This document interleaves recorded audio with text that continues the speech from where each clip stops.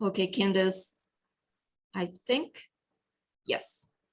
So thank you so much, Candace, for coming. And this is your time. Thanks so much, Svetlana. Hi, guys. I am Candace Campanelli, and I'm here to share with you guys about the NASA Robotics Alliance project. So I will go ahead and share my screen. I'm going to go around first, just so that you guys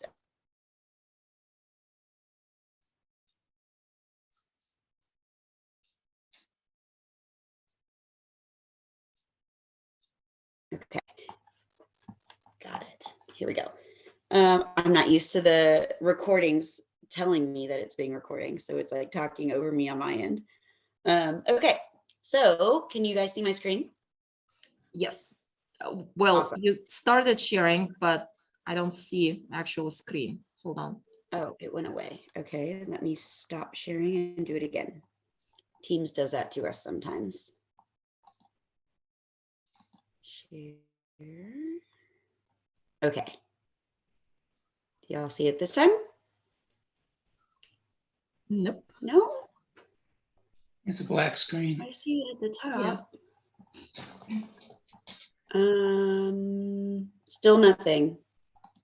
It just says your name and has started screen sharing. Can you go to We the next tested slide? it. See if it's, yeah.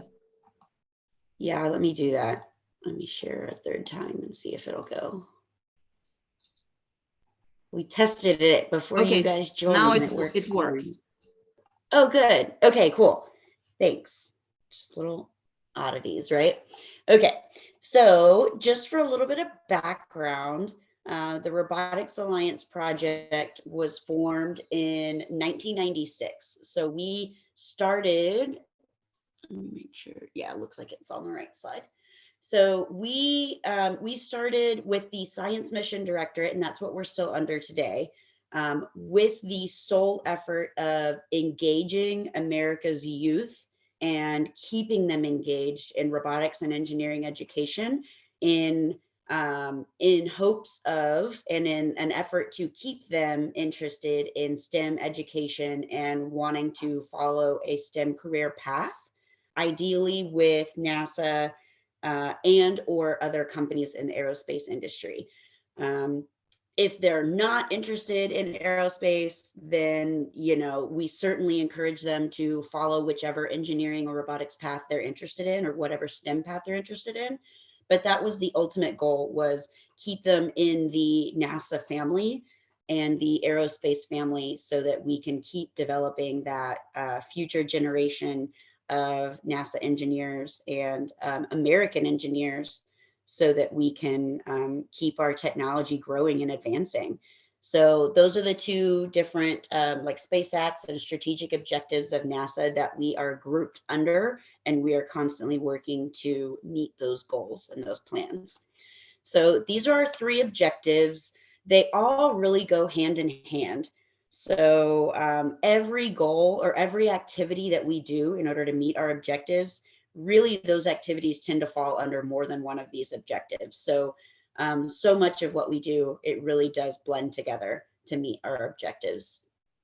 So we're first inspiring Americans to become informed about and involved in STEM. So we're doing all sorts of robotics outreach activities, not only in our community, but across the country, because the Robotics Alliance project is an agency-wide project. So even though our project office is at NASA JSC here in Houston, although it was at NASA Ames 4 years ago and it moved to JSC, we have NASA representatives at every single NASA center and facility across the country.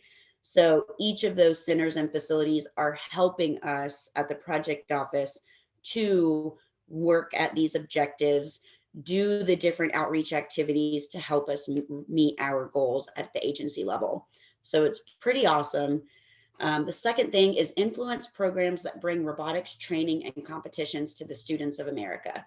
So I'll talk a little bit more about how we work with different robotics platforms that are intended for students in ages K through 12, and in some cases even beyond high school, that are bringing competitive robotics education to the students at a young age, and really getting them to see how cool engineering can be, giving them, opportunities to work with mentors, to compete with students from not only other states, but other countries, which is really outstanding and unique. And then we get to work with them at our level as the professionals. We get to work with those programs and their employees, and learn from each other. So that's really awesome. And then our third objective is to ensure that the students remain engaged after high school with internship opportunities and sharing best practices for how to gain internships in their community, how to seek employment, and things like that. So we work really hard to try to make sure our students have the opportunities that they want to pursue those STEM careers. So I'll talk a little bit more about that. So these are the different ways, some of the different ways, not all, but these are the big ways that we work to achieve those objectives. So first of all, the 3 cooperative agreements that I talked about, where we work with different robotics platforms to reach the youth of America. First, we've got FIRST Robotics, which stands for Inspiration and Recognition of Science and Technology. So FIRST is a elementary through high school robotics platform, where at the elementary level, they're doing like Lego robotics. Middle school, they're typically doing FTC, First Technical Challenge, where they're building kind of like erector set type robots. You've got some metal parts, plastic gears, things like that. And they're about 18-inch cube size robots, and they're competing on like a 12-foot by 12-foot field. And then we've got at the high school level, you can either do FTC as well, or you can do FIRST Robotics. And like someone said in the chat a second ago, we did just have the first World Championship here in Houston, and it's going to be here the next several years, and has been here the last several years, in April. So that's an annual event, and it's literally a world championship where teams from 30 plus countries come to compete at the George R. Brown, and it's an incredible event. So with the FIRST Robotics competition, which is the high school level program, those are approximately 120 to 150 pound robots, and those students are working throughout the spring with professional engineers side by side to build those robots. So you get a new challenge every January, and you are spending 6 weeks designing a robot that is going to go compete with and against other robots on the field. And it's about half the size of a basketball field.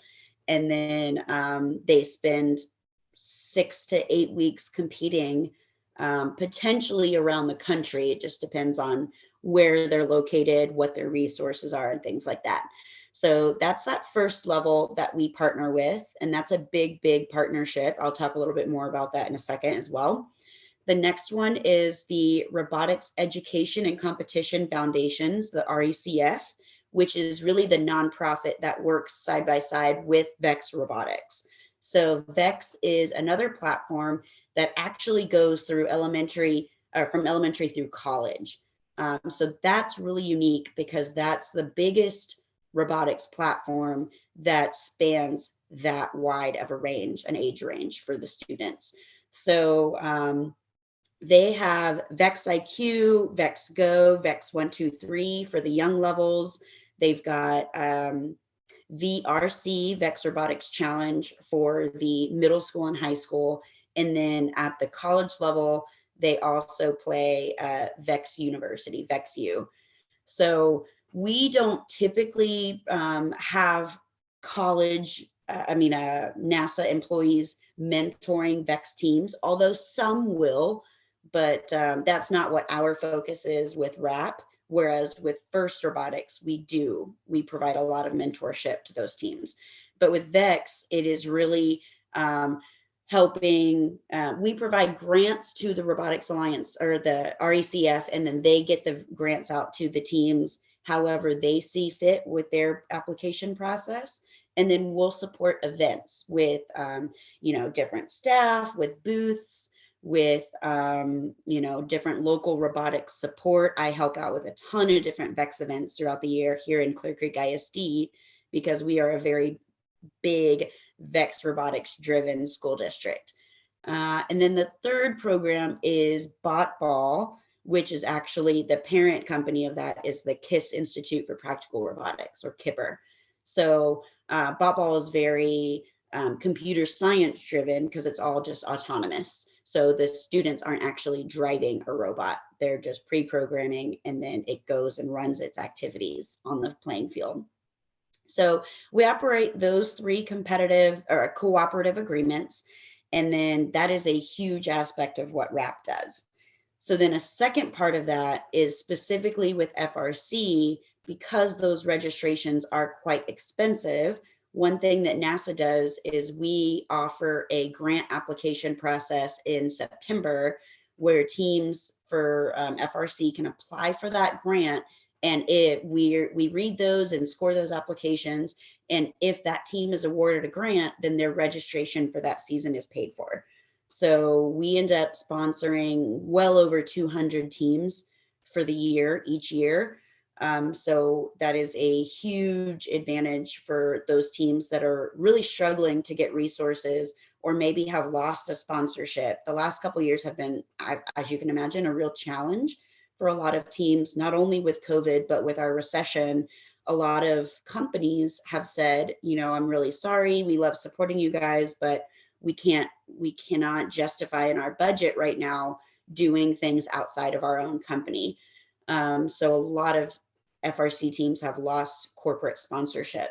So they've really relied on our NASA grant process. So we're very grateful that NASA supports robotics education as well as they do, because we're able to help out those teams across the country in a really big way. Any questions or anything so far, or anything anyone would like to add? I was at that first robotics competition. It was at the George R. Brown, and it was absolutely huge. And in fact, they had the block outside completely closed so that they could bring in food trucks and everything to feed all the kids. It was really an amazing event. Yeah.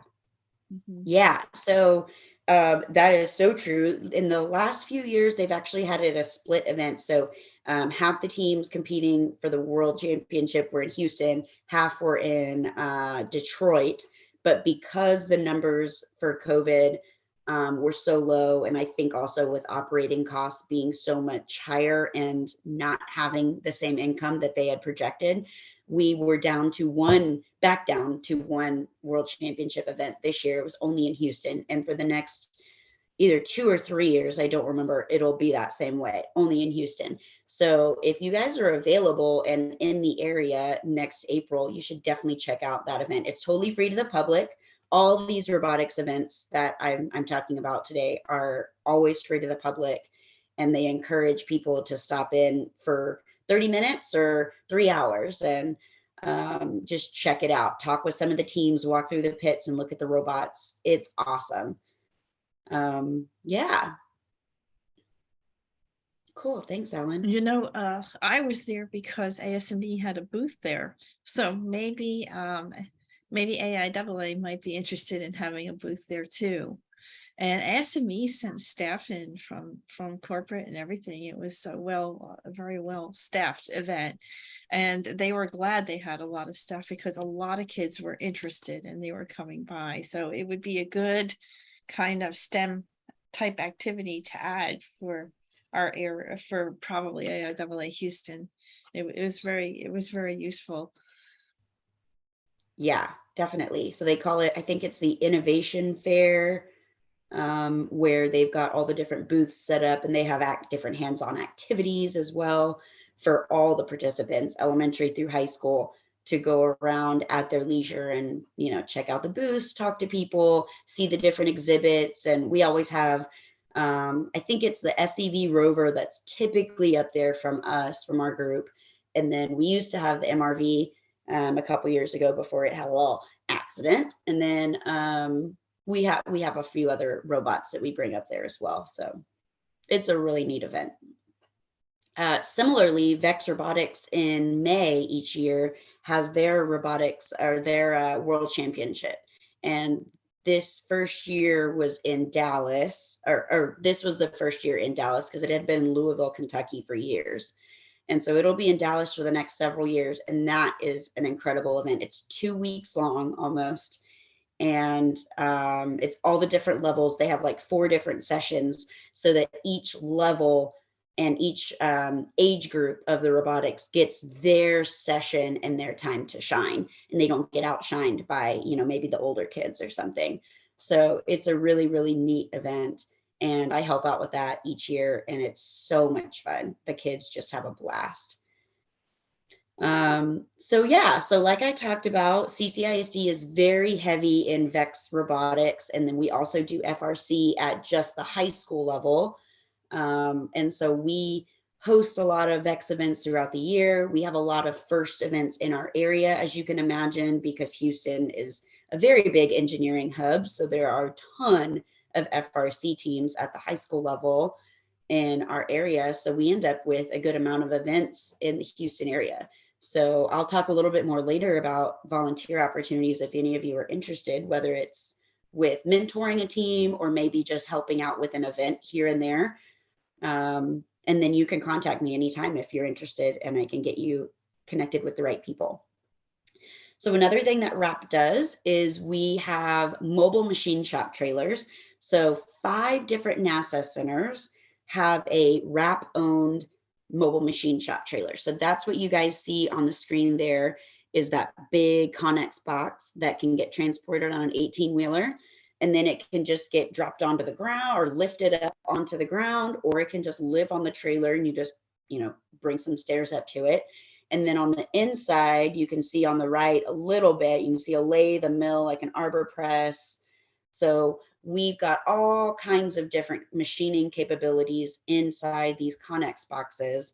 And whenever we travel to different robotics events, or maybe there's a hurricane or a tornado that rips through an area and NASA wants to help out in some way, we can send different trailers from different NASA centers to wherever that disaster happened. And then we can actually send a machinist or 2 with it. And that way, that machinist is there to just support the community, and you're not trying to find someone local who's also trying to rebuild their own home or their own business or something. So we love that capability, and being able to have that at our different robotics events and have it standing by and ready for whatever America needs it for. So the next thing we also do is share all kinds of different resources. So we have a bunch of different things on our website for people who are interested in engineering and robotics education, especially younger students. And then we've got this robotics design guide that we have spent several years putting together, all kinds of different information, where if you are really wanting to learn some new information or hone some different skills, or maybe just learn in chunks about different aspects of robotics and engineering, particularly surrounding FIRST robotics, that is an excellent resource.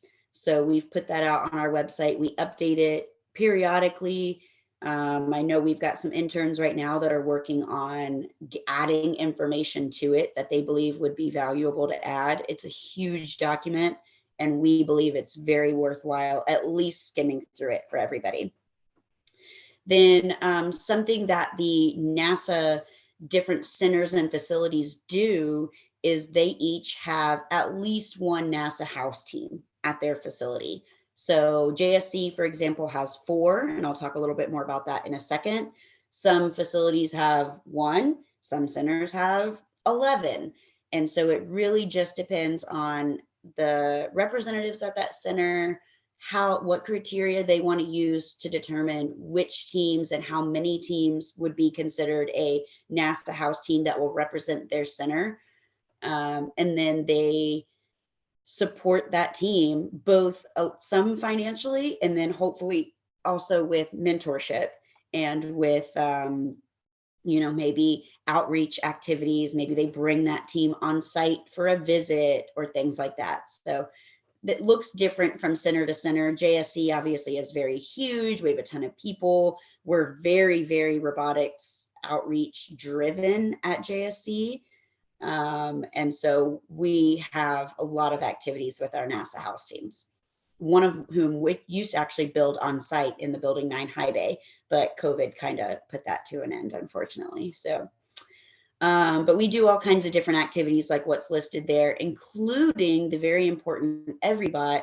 So the team that I was with for 11 years and I just retired from is the Robonauts. And so the Robonauts started this effort called EveryBot, where students can go to the EveryBot website, download all the different materials, and within a week or two, they can go shop for everything using the bill of materials and build up the identical or maybe an even better version of the EveryBot robot. And they can,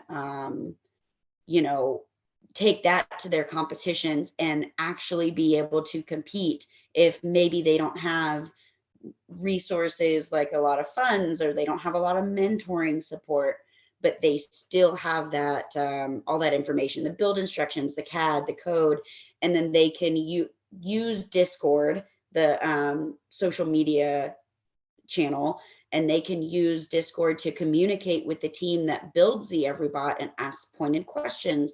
Hey, how did you do this? I'm not really following the instructions. Or if we wanted to go above and beyond with the intake of the robot, what might you suggest we try or something like that? And they can have some back and forth dialogue with that team. So we think that has been huge for the FIRST Robotics world, because a ton of teams, like, I don't know, probably 100+ teams the last couple seasons have built an EveryBot, or at least an EveryBot inspired robot. And then they've gone and competed with it. And many of those teams have been incredibly successful, including being at the World Championship, competing well at the World Championship. And it's really neat to watch that unfold. So a big thing also that we do is mentor FRC teams, like I've been talking about. And then here at JSC, we host the NASA Summer Robotics Academy for recent high school grads. So a little bit more about that. The Summer Robotics Academy is, trying to get this to advance. Here we go. What we do is we reach out to all the different Robotics Alliance representatives at the other NASA centers and facilities. And we say, hey, at each of your robotics teams, send us, 1 or 2, maybe 3 of the best of your senior graduating class. And they can intern with us over the summer. It is unpaid, unfortunately, because that's the only way we can support a large number of students. We just don't have the funding to pay for 30+ or 50+ students like we have right now. But it's still a great opportunity. They get to do a ton of hands-on work.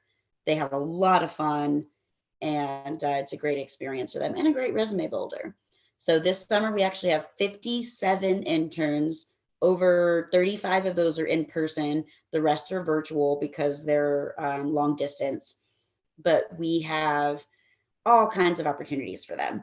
So we host every summer workshops, robotics workshops, with a bunch of different bomb technicians from around the country, sometimes even international, where they come into Building 9. We have a week-long workshop. We give them a challenge. Maybe it is to approach a suspected vehicle where maybe there's some threat inside that vehicle, right? Like a car bomb situation. And they have to use their robotic platform to gain access to that truck somehow. So our very first year we did these workshops, they had to approach the box truck, get on top of it, cut a hole in the roof of the box truck and get eyes inside and analyze what that threat was and try to neutralize it with some disruptor that they could drop inside. So that is a very complex challenge, not to mention they were trying to solve that in a matter of 4 or 5 days. So we have varying levels of success with these workshops, but the bomb technicians come to us with, of course, their real world experience and in the field experience. And then we've got our NASA engineers who most of whom mentor robotics teams. And then we've got all these interns that have done FIRST Robotics and maybe VEX Robotics and BotBall and other platforms, Best Robotics. And they've got that hands-on experience with building up chassis really quick or building up different, wiring the robots and things like that, coding them. So they form teams, and we'll have 4 or 5 different teams competing throughout the workshop to, earn the best score. We develop a little rubric for the challenge and things like that.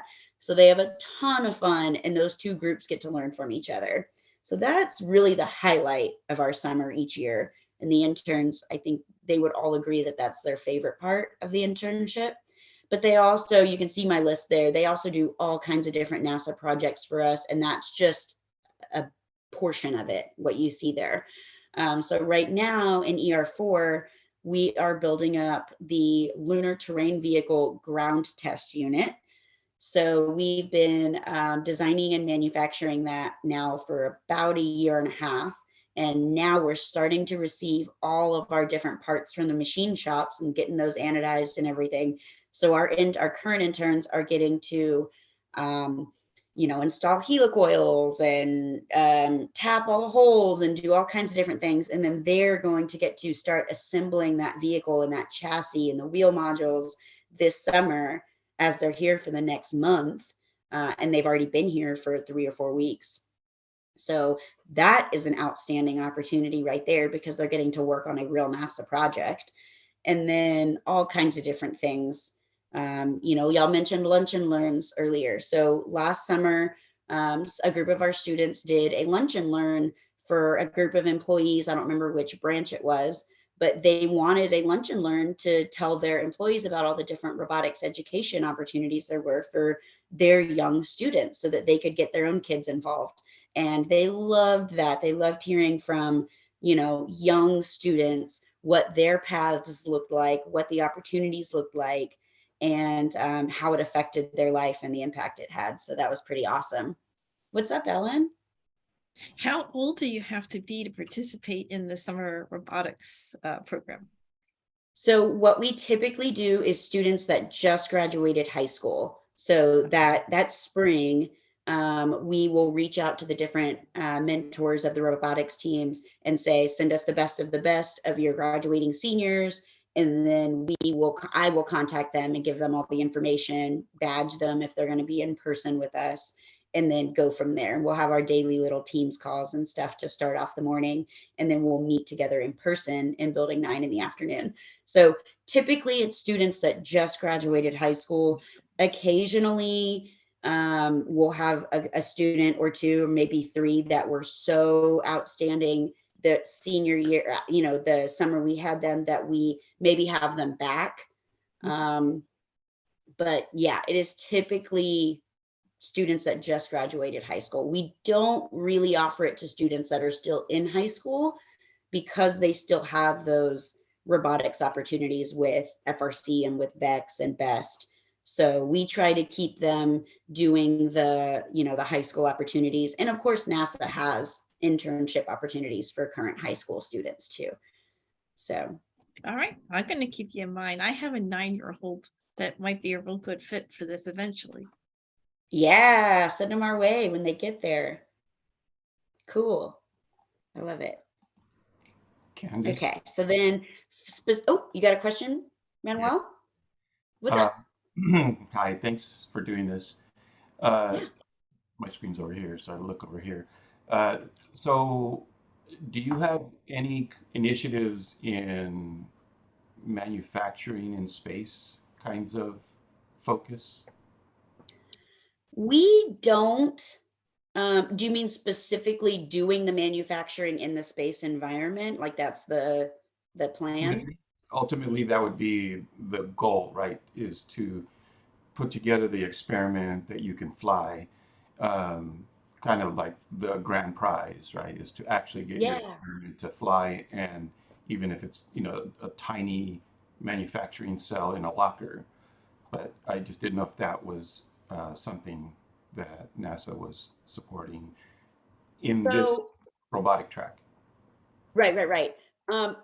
Robotics Alliance project specifically does not do that, but I know NASA has a project, and I believe it's the one called High School Aerospace Scholars, or HAAS. Does anyone in the group know if I'm right about that? Let's see, it's an authentic think so. STEM learning experience for Texas high school juniors to engage with NASA's mission and become the next generation of explorers. I know there's a program out there where high school students, oh no, it's not Haas, it's something else. I'll think of it in a second. High school students are given a challenge that it's typically something that the crew on space station faces, and the high schoolers have to work in groups together to try to come up with a working solution that the crew up at the station could either implement up there themselves with instructions, with materials and resources that they already have, or it's something that could get sent up with a future mission and could get delivered to station to help solve the problem. If you remember what that is, I'd really be interested in that. I have Yeah. a group of high schoolers that I work with every year. They're actually in Orange County because that's where I moved here from.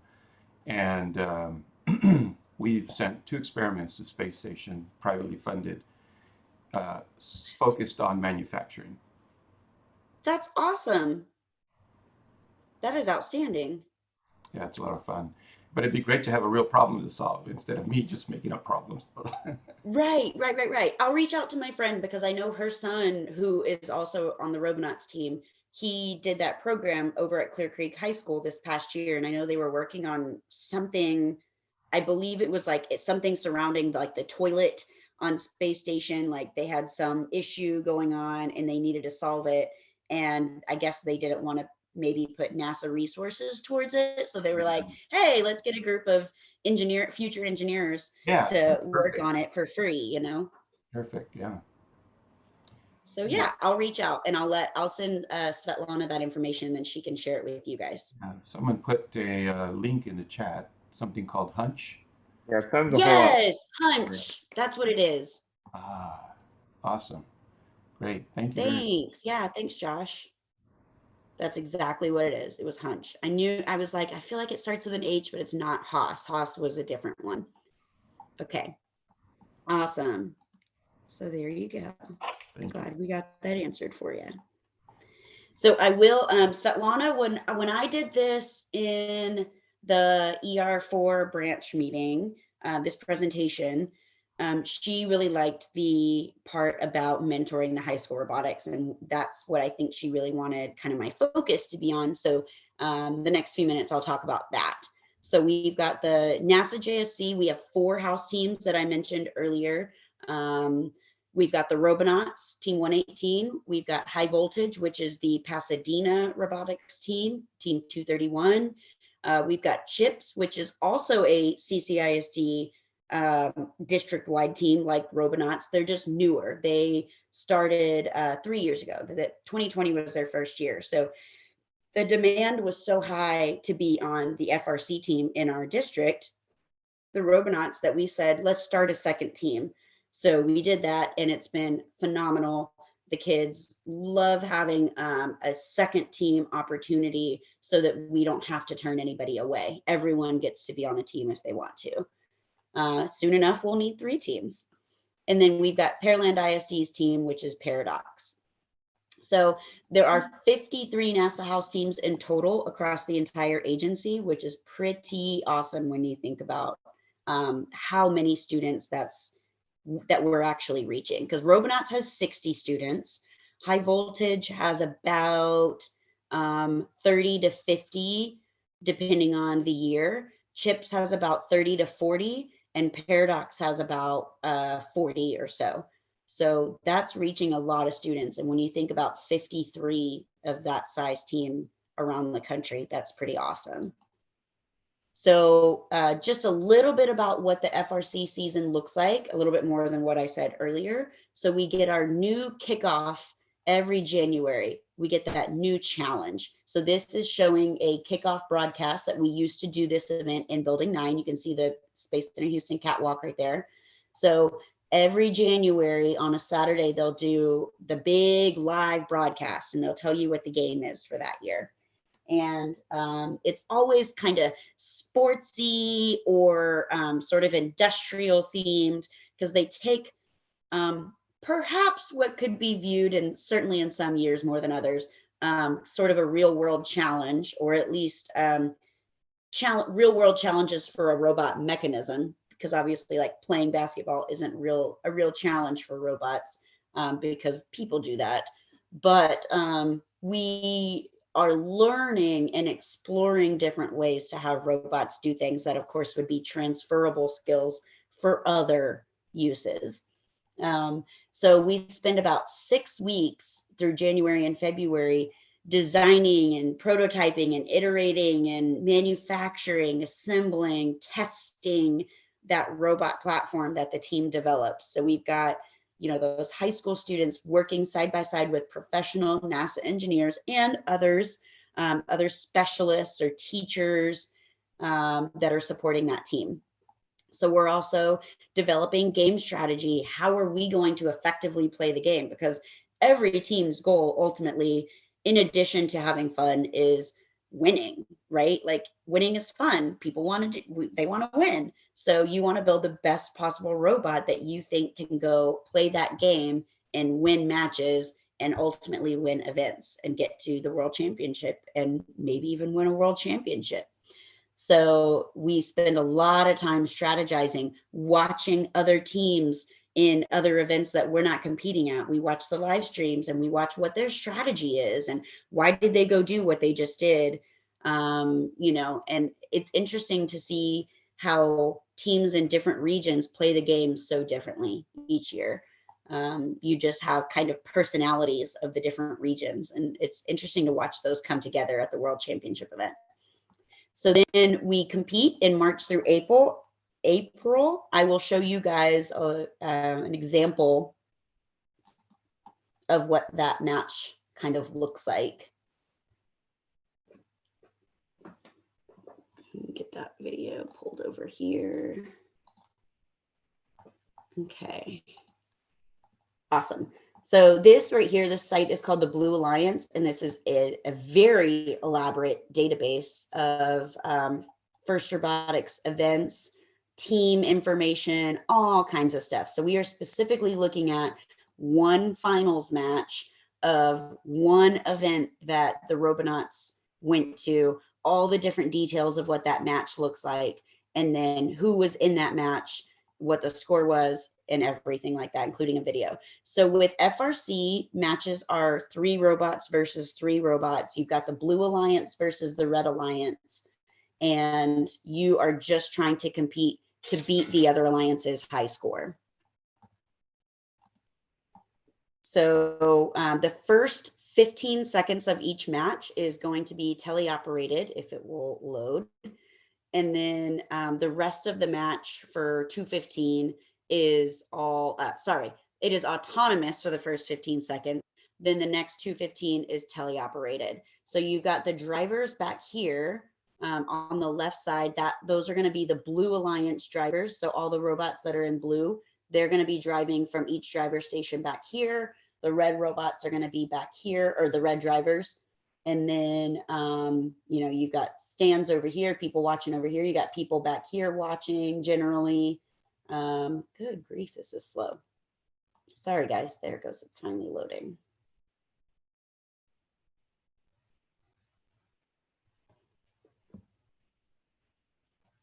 Y'all can see the screen, right? It's still loading. I think it could be a bandwidth. Well, yeah, here it we probably go. is.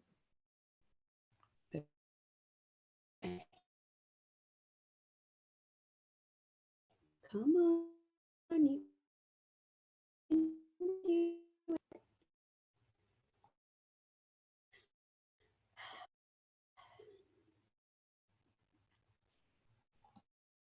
Okay.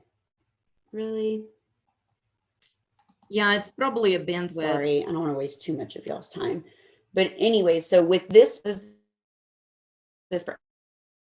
FRC, the these colored balls that were called, what did we call them? It wasn't cargo this year. I don't remember what we called them anymore. It's been a few months. They would drive around and they would pick these up. They would try to score them, but you're trying to only pick up your alliance's color to score. If you do pick up the other alliance, if you shoot it and score it into the goal, the other alliance gets points.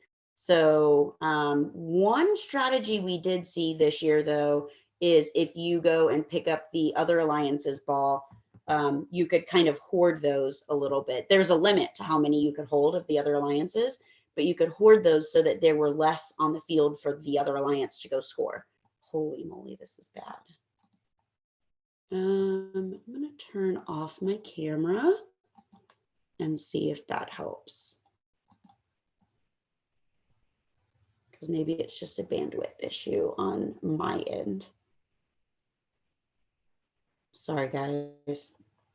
But it's a really cool experience. So with each event, there we go. So with each event, we have qualification matches that are just randomly, you're randomly selected to play with and against these teams in quals matches by a computer. But then once you're seeding, once quals are over, you're choosing who you want to play with. So we were the alliance captain, and we were seated #1 at this event. So we chose these two robots to play with us over here because this is the Robots. And then the blue team, 2992, they chose the other two teams to play with them.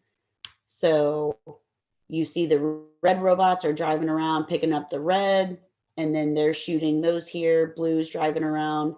This guy, I guess, had some comm issues for a second.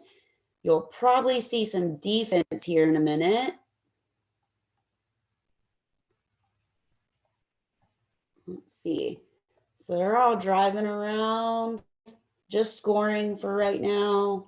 Since it's a finals match, they're really just kind of focusing on getting a high score. And you see this guy, this red robot right here is holding on to a blue one, so that the blue team, the blue alliance has, you know, less of the balls to go score. So then at the end of the match, you have what we call the end game. And so for this year's end game, you got this monkey bar set of bars where you start either on the lowest level or the second level, and the goal is to get to the highest level. And you have a height limit of how far you can extend your robot from top to bottom. So you can't just park under the bottom and pull and reach all the way up and pull. You had to start at one of those first two levels. So you can see this guy right here is climbing, and there's us right there. We're going to swing and grab onto the high bar. So we've got two robots right there hanging on the top bar. Blue has, they ended the match with no robots climbing. So that's just one example of what FRC looks like. And you can see it takes an army to run those events. But super cool, very elaborate games. It's really a neat experience for those students and for the adults, really. Like, everybody just has a ton of fun. Okay, let's get back into this.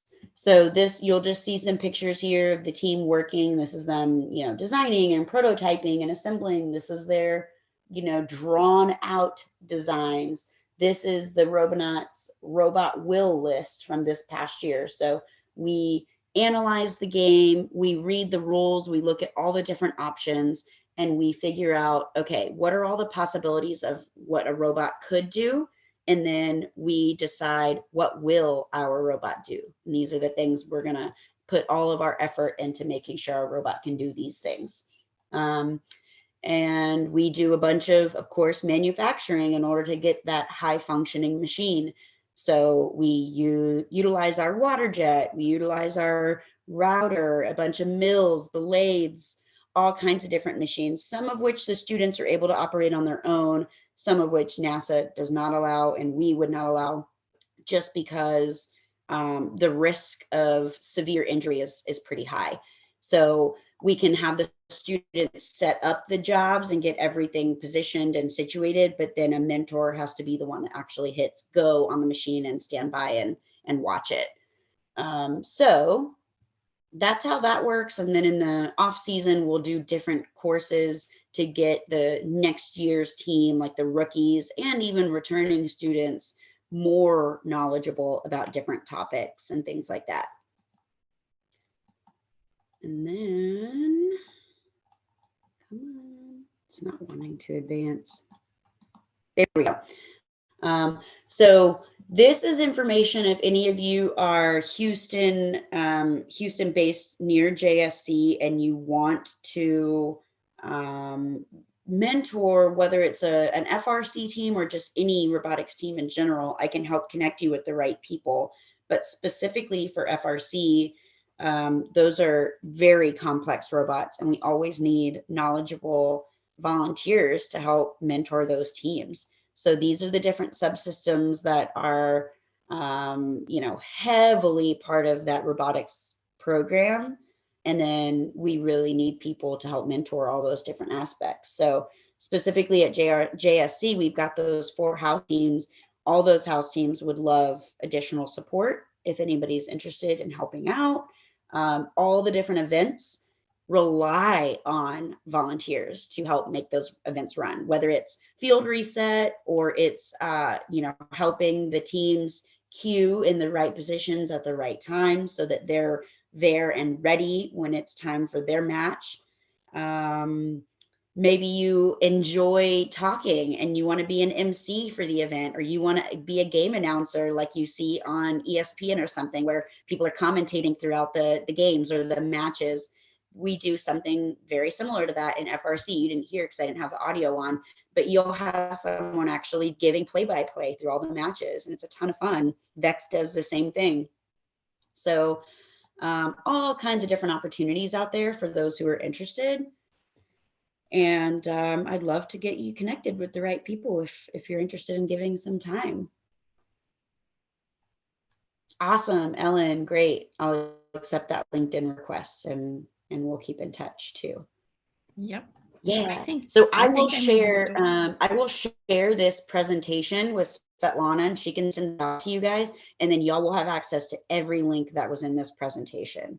And then you can review it in case you have information, or you think of something a year from now and you're like, oh yeah, I remember something about that. And you can go search your email and pull this presentation up, and you can contact me. What questions or anything do we have, or anything you want to add?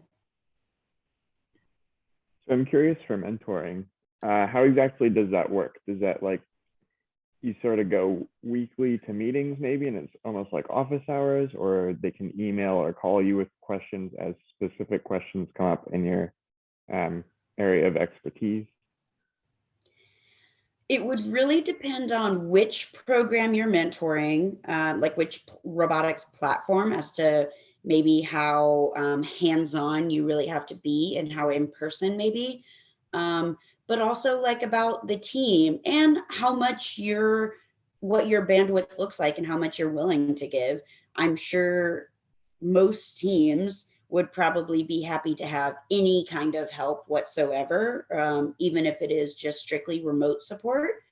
And then some teams are pretty committed to having in-person mentors literally working side by side with those students, hands-on on the robot at the computer with, teaching coding or teaching, how to wire up a robot and things like that. So it would all just depend.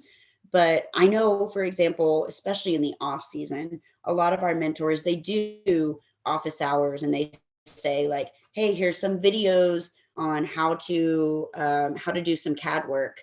I'll be available for these hours on Discord or on Teams or whatever. You guys can come in for office hours and come ask me questions, or pull up your CAD work and we can do like a design review and I can give you feedback and things like that. So that is certainly an option.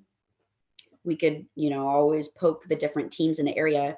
Or if you're going to be strictly remote, it doesn't need to be a team in the area. It could be a team anywhere that just needs that support.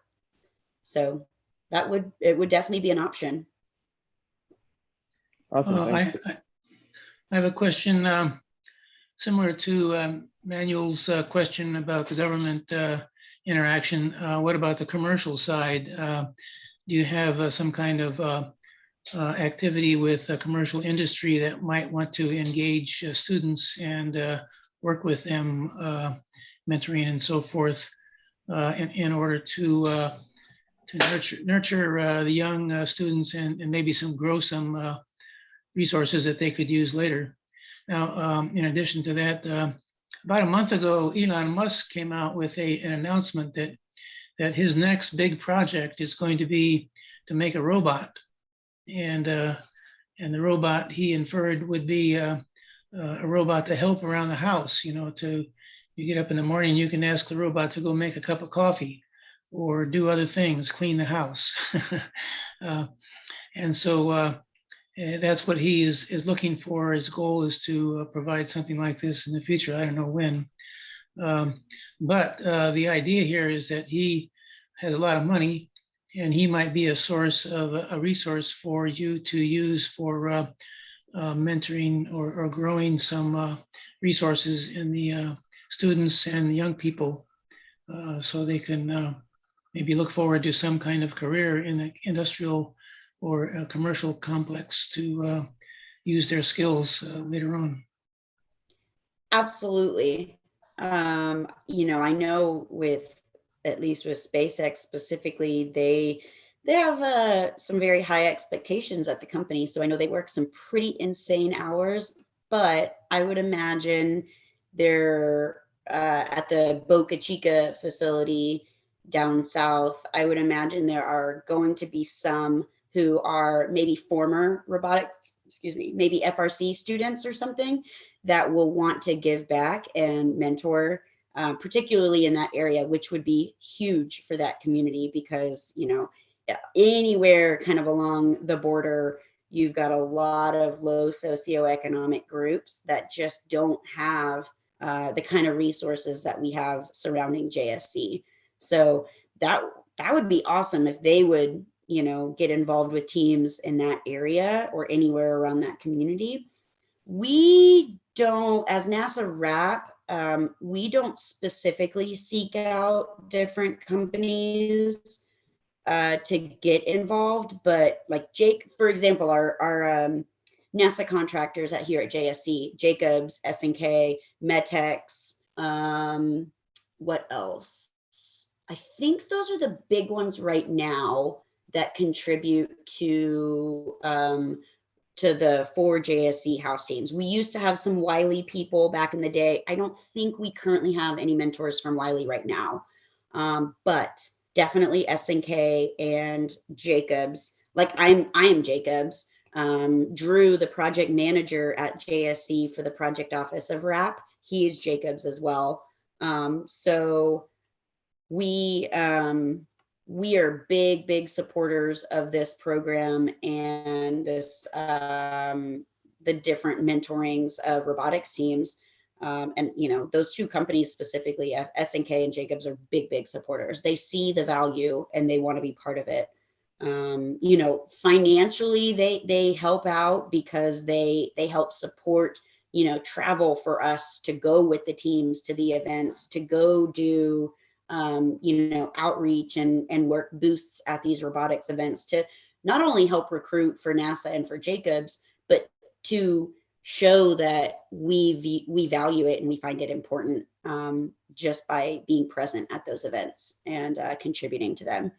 So, and then SNK also supports, time-wise, mentors being involved with the team after hours.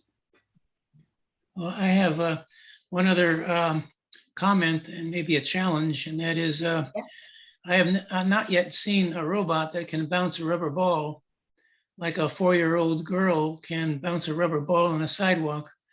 But I have never seen I heard that there is a robot that can bounce a rubber ball, but I have never seen it. And So that might be a good challenge for your students to work on, and similar to your ball game that you had, and that is which is kind of simple. You can have a robot find a ball on the ground, pick it up, and then shoot it at a target, and then maybe do some acrobatics. But try to get a robot to bounce a rubber ball, which means it has to track it, and it has to project where it's going to be at a certain moment later, so it can catch it, and then bounce it again, and then catch it. And so that would be a good challenge. Yeah. Yeah, definitely. They keep us on our toes, both Vex and Best. They come up with some really interesting games and game pieces each year. So actually, let me show you guys super quick what like this year's Vex, this coming school year's Vex game looks like, for example. And and you guys can get an idea of what that's like. I don't have like really good match video per se, but Yeah, it's amazing how every year they what release those I really love challenges. about Vex is, yes. To the 2022-2023 Vex Robotics competition. So this is they just released this game at the previous Vex Worlds, which happened in May in Dallas. So this whole next school year, this is the game that they're going to be playing. Oh, it's very blurry. It's probably my bandwidth again. Sorry, I'm on a hotspot because I don't trust my house internet right now. So there's these little, they're quite hard, but they do bend. They're these little discs like Frisbees. It's like a plastic coated rubber, quite dense. And so you've got, just like with FRC, you've got red versus blue, but Vex is 2 robots versus 2 robots. So same concept for the beginning of the match, you're playing autonomously, and it's 15 seconds. And then the rest of the match, which I believe is either a minute 15 or a minute 30, you're playing teleop. So you have to drive around, pick up these discs, and just like disc golf that you would play outside in a big field, you're trying to throw those Frisbees into the goals. Then the chains just help stop the discs so that they fall down into the goal rather than fly through the goal. So they're trying to pick these up. This is showing autonomous. So you've got this, notice the QR code along the perimeter. So in the autonomous period and during teleop, if you really wanted, your robots can have vision systems, and they can look at that QR code, know exactly where they're at around the field. Know that the field is set up exactly the same every single match. So you can pre-program your robot to drive forward, grab one, maybe grab the whole stack, and then launch those, turn your robot, have your robot pointed in the exact right direction you want to go, have it launch, and you see some shockingly accurate robots. Just like with FTC, oh yeah, the end game this year, I don't love it, but we'll see how it plays out in person. The end game is literally to expand and touch as many tiles as you can. So you're going to see some pretty ridiculous robots this year, but it's a really, really neat program. And this is available at the middle school and the high school level, as well as college. With college, what's super cool is your team builds 2 robots, and some years they're both about the same size. Some years you have a robot that's really small, it's got a very small size restraint, and then you have a robot that's bigger than normal, and they work together. Maybe the big robot, the end game has to have the big robot lift up the small robot to go do the end game or something like that. So all kinds of different cool stuff. And then I'll show you guys also for like the elementary and middle school level what that game for next year looks like. Tons of fun. I can't wait to see this one in person. It's going to be quite elaborate. Amazing engineering solutions that sometimes come from kids that are not necessarily constrained by the years of experience. And so they come up with ideas, yep. And then with the mentors' help, that those ideas get formed into a working solution. Absolutely. And what's really cool is this is, like I said earlier, it's a worldwide program. So teams will literally, I mean, we have teams out there in the world that have already built a robot in the last month and a half that this game was released. They've already built a robot that is effectively playing this game, and they will take video of it and they'll share it on YouTube, and it just gets passed around the world, and people will realize, like, I love that intake. That's so effective. I want to go build that intake, but I don't really like how they do, their big expansion at the end of the match. I'm going to do something different. So all these teams collaborate, or maybe just kind of borrow ideas from other teams, but then they make them better. And they're really using their resources, which is what we're always encouraging them to do, right? Like, if you've got these resources at your fingertips, use them, take advantage. Why recreate the wheel if you don't have to? So they get to learn from each other and then make each other's ideas better. And then these teams, VEX teams, because their season is basically a full year. So they will literally, the elite teams will either disassemble and reassemble, or just put aside a robot they've already built, and they'll start again from scratch and make the next generation of their robot much better. And meanwhile, they're documenting all of this work in their engineering notebook. So every time they go to competition, and these teams are competing 8 and 10 times in a season at least, for the really, really strong ones that are winning world championships, because they need that experience. They want the driver experience. They want the experience under pressure. They want to be competing against teams with different strategies that they haven't played against yet. And they're actually interacting face to face with judges, and they're showing their notebook, and they're talking about the different iterations their team went through with their robots. And what did you do on the robot? Well, I coded, and I worked on the autonomous, and it does this. And we realized we weren't doing this very well, so we changed this variable, and whatever. They're talking to the judges and potentially winning awards for how well they're documenting their efforts and their iterations and their successes and their failures at competition, how they learned from those. And it's really an outstanding program, because these kids are getting real world experience on so many different levels, not just building or designing a robot. Communication, presentation skills, technical documentation. It's huge. It's impressive. Very good. Thanks. Yeah. Thank you so much. Any other questions? You're so welcome.